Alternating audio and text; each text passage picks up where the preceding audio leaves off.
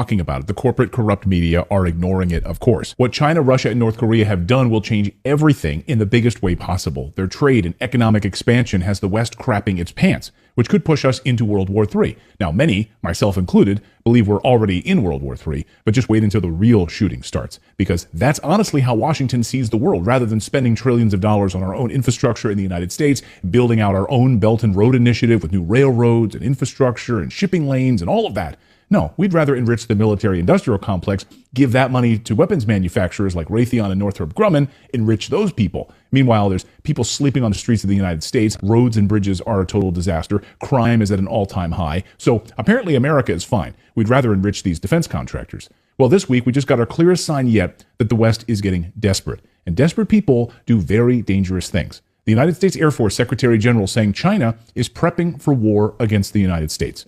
Imagine that. Why would China be preparing for war against the United States? And the warmongers on TV are saying that China is the real threat. We better prepare for war now. Yeah, the trillions of dollars we spend on our military each year simply isn't enough. We need more. We need more weapons. And right on cue, NATO last week launched its biggest military exercises yet to show China and Russia that we mean business. The Pentagon announcing they're also clearing out jungles to build brand new military bases near China. Wait a second, where are the crying liberal environmentalists now? Clearing a forest to build yet another military base? If you're keeping score, the United States now has over 960 military bases around the world. And look how many are sitting in China's backyard.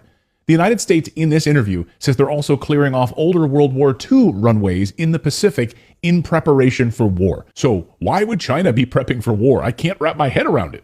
Of course you know the answer. Well, the timing of these NATO announcements was perfect as North Korean leader Kim Jong-un traveled by armored train to Moscow, meeting with Putin, agreeing to expand their trade and military partnerships. He toured military facilities, looked at aircraft facilities. He told Putin that he will help fight against NATO's imperialism. This terrified NATO, so much so that NATO-backed Ukraine added Kim Jong-un to their kill list.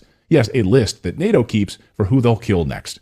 Again, desperate people do desperate things. The RAND Corporation, a Washington think tank, wants the United States to go to war with Russia and China in the worst possible way. They just published a laughable new report on North Korea, Russia, and China's imperialist partnership, because they're invading all sorts of countries together, aren't they?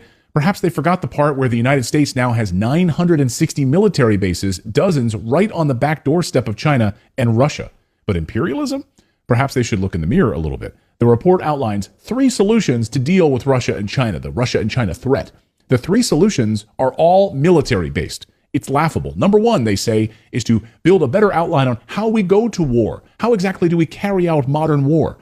Oh man, this is big, and almost no one in the West